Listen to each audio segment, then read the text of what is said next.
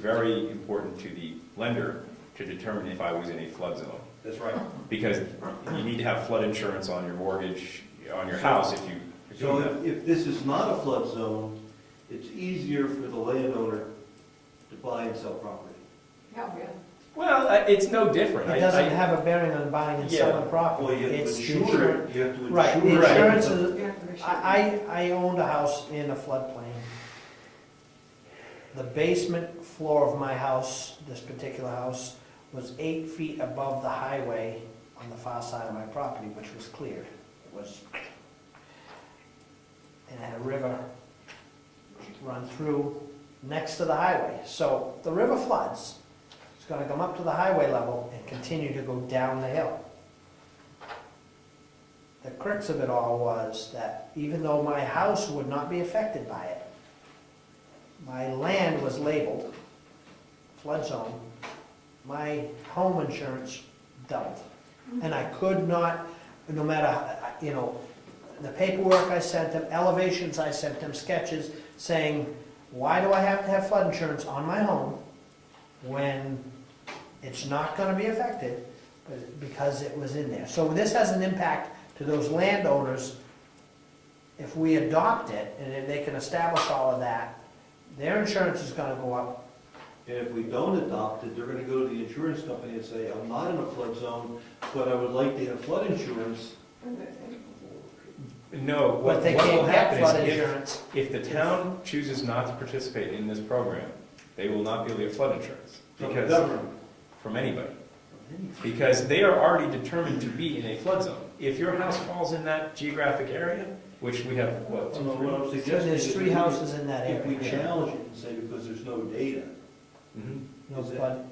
is that to the homeowner's advantage? It's not our fight, really. I think we should give me a chance to look back onto that case of that house there, Mhm. because I can't remember whether he was trying to get insurance or was trying to get rid of his insurance. Yeah, there you But go. the base flood elevation was a big problem for Yeah. him. And if we don't have it, it may not be our problem, may not do anything anyways, so. And the thing that I just read here, as gobbledygook as it is, oh, I'm sorry, Gary, can you hold on a second? Sure. It says here that you will be notified if you had a base flood elevation change, you get an appeal notice that you are eligible to appeal. Well, if we have no base flood elevation, and They've this poor guy is established them, so paying there's some ridiculous amount. change. So the only thing that, well, So the way I see it is, this poor fellow has no base flood elevation, there's been no change, they still believe he's in the flood zone, even though there's no data showing that there's a flood zone there, other than, you know, colloquial accounts that there could be a flood zone. And the way I read this, we're not gonna get an appeal, because nothing has changed, our data hasn't changed, we're still the same as we were last time around. So we can't argue. Yes, Gary? Well, all that stuff's US Geological Survey data, floodplains and the like, and you can't really change the floodplain. You can't go in and say, they're not talking here about changing the map. This has got nothing to do with that. That floodplain is a floodplain, is a floodplain. It's all done by satellite now. I mean, they can tell you what kind of soil you got in your backyard, but, so, if it's in a floodplain, the only thing they can do is tailor floodplains to your particular property. That's what I think they're after here. So if you need insurance, obviously you're not going to get it from the insurance company. You're going to get it from FEMA. So anybody that's in a floodplain, it would behoove them to be informed of this availability. Because I think that's where it's going to come in. I don't think it's going to touch their insurance rates one way or the other. If you're in a floodplain, you're in it. And I believe that, having worked in banking for 10 years, that if you were historically in a floodplain and the financial institution knows it, because that data's out there, even if it gets changed, they're still going to be suspicious. well, in Florida, you don't get insurance. Yeah, If you live I along the beach, that's too bad. yeah. They're not going So- to change the floodplain. No, I can't imagine that our town could get FEMA to change that map. No. I just don't see that happening. So the 100-year Mother's Day incident from 7 or 8 years ago, did anyone get flooded?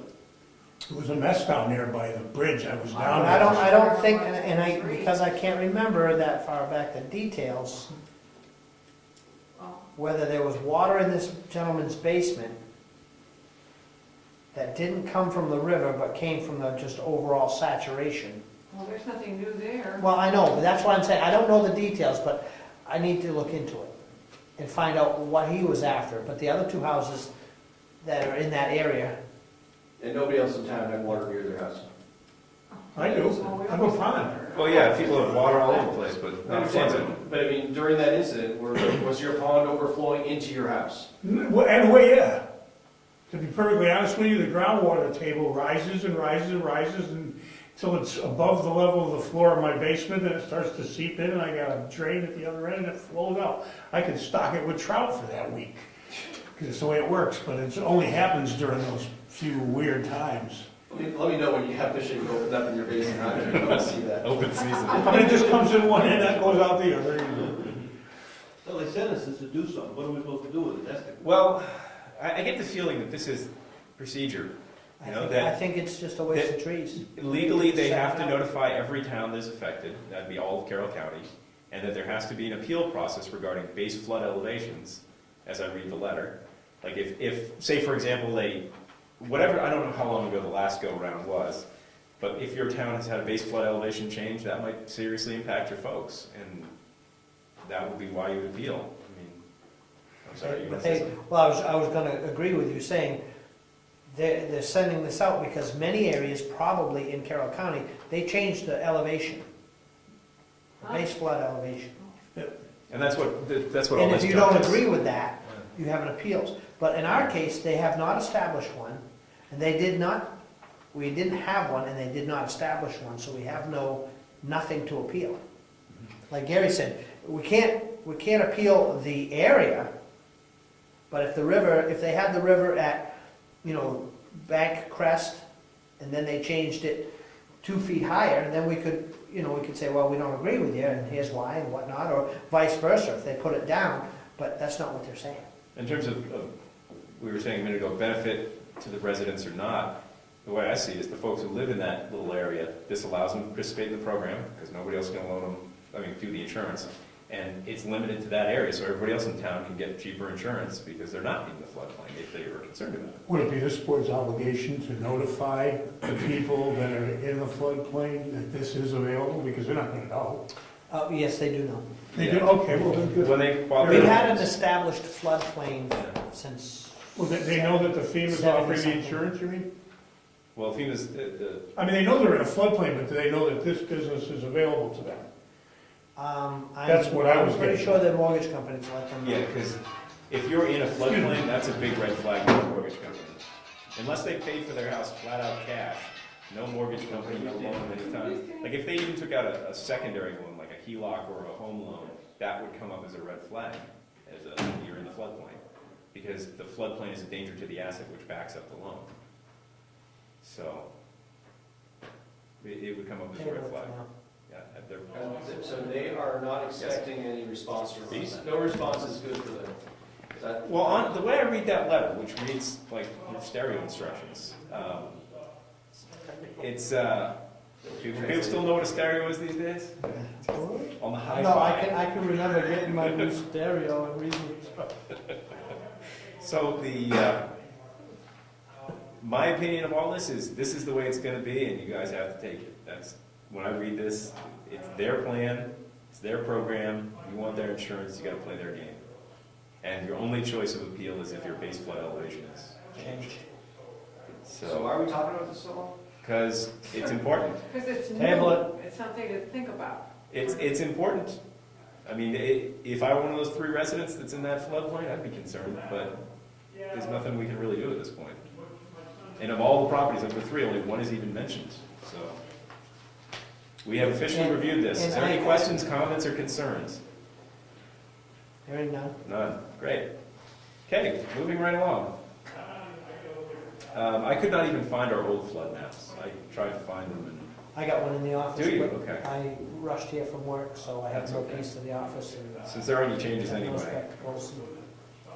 So, item number 7, new business, conditional use permit application. Last month, I volunteered to continue working on that, and I forgot about it until last night, about 11:30. I worked on it until about 2:30. And I made good progress. I made a list of all the things that are the minimum requirements what you have in this application. So, based on my last minute work. I put this all onto a document that is rather sloppy. And it is as straightforward as you can imagine. There are a few gotchas in there, which I mentioned casually before the meeting, which actually 99% of the time nobody would care about, but it's an interesting quirk that is particular to our town. I'll just happen to mention it here, because it'll almost make you laugh. What is it? Which one? Oh, I don't want to spoil it yet. Hold on a minute. Wait for it. Wait for it. Wait for it. Wait for Sorry it. about that, folks, I beg your pardon, it was my client, and I knew it was me. I apologize to the board. Okay, 676.4 is the RSA regarding applications. Any and all applications? Specifically, it's titled Board's Procedure on Plats, but it also says, it's got the 6-4. procedures to be followed by the planning board when considering or acting upon a plat or applications submitted to it for approval under their title shall be set forth in the board's subdivision regulations, subject to the following requirements. So in other words, and then subsection A is, it talks about any application the board has to follow these minimum requirements. So I went through here and scoured out what the minimum requirements for an application are. Okay, this is where it gets interesting. The application shall also include the name and business address of every engineer, architect, land surveyor, or soil scientist whose professional seal appears on any plat submitted to the board. Since construction of any structure near streams or rivers downstream of a dam can increase the hazard classification of the dam established by the Department of Environmental Services, the application shall identify the nearest dam upstream, including the name and address of the dam owners. That was the most interesting thing I could find on this whole thing, is that there just happens to be a dam, about a mile up the stream. And conceivably, if the worst came to worst, that dam could somehow burst. Oh, that was a rhyme. Where are we talking Moose Mountain ski area. Oh, there's the. Hanson Brook, if you go all the way up to the wild Mountain Lake. Yep. Mountain Lake, Mountain Lake has a dam on it, owned by the state, right? owned By by the state. Fish and Game or something, isn't It's it? always the damn owners. The dam owners. Oh, is So, there a floodplain? that was the most interesting thing I could find about this whole process, is this one property happens to be subject to that stupid rule, which is in 676.4, buried way down in. There's lots more stupid. And it gets even more interesting. Hold on a minute. For those proposals near rivers and streams and downstream of a dam, the planning board shall also notify the owners of the upstream dam and the Department of Environmental Services Dam Bureau by certified mail. Notice shall be mailed at least 10 days prior to submission. So this is the most exciting and interesting thing you can figure out about this whole darn application process is, if you recall, you're required to give, the person filing the application has to give it to, in our case, either myself, the chairman, or George, the administrative assistant, and have it be received and stamped with the date on it 15 days before the next regular meeting at which it will be considered. So I'm trying to figure this whole dumb thing out in my head. It says, these organizations have to be, the notices shall be mailed at least 10 days prior to submission. So that caught me up for a whole few minutes. And it's just saying that we have to notify, and because this whole zone, the district, the REC1 district, is downstream of a dam on Hanson Brook, that in those 5 days it is absolutely legally necessary to notify DES and the Dam Bureau, the Dam Bureau. Well, at least it's not a human being, I mean. Wait, we have to notify them, or? No, they provide the information, and we make sure it gets mailed, Yeah. certified mail, because it's part of the application. Sorry, where are you reading? This is page 596 in the big blue book, Yeah. the Planning Bible. It is RSA 676:4. It is also on the previous page, which is 676 number 4, procedures on plats, which would be page 595. 2/3 of the way down, you'll see there's a section C1. The last few sentences above C1 refer to dams and streams and all that fun stuff. Does it say, is there any distance? I mean, No, if it it was doesn't. 4 miles away, would it still? Yeah, no, it seems silly. Okay, but- well, because I have another question. Yeah. Well, now, I will. You're still on that same stream, right? Yeah, I live downstream of this dam. You know, they don't specifically say 1 mile, 2 mile, 3 miles, and maybe they're considering this because conceivably there could be some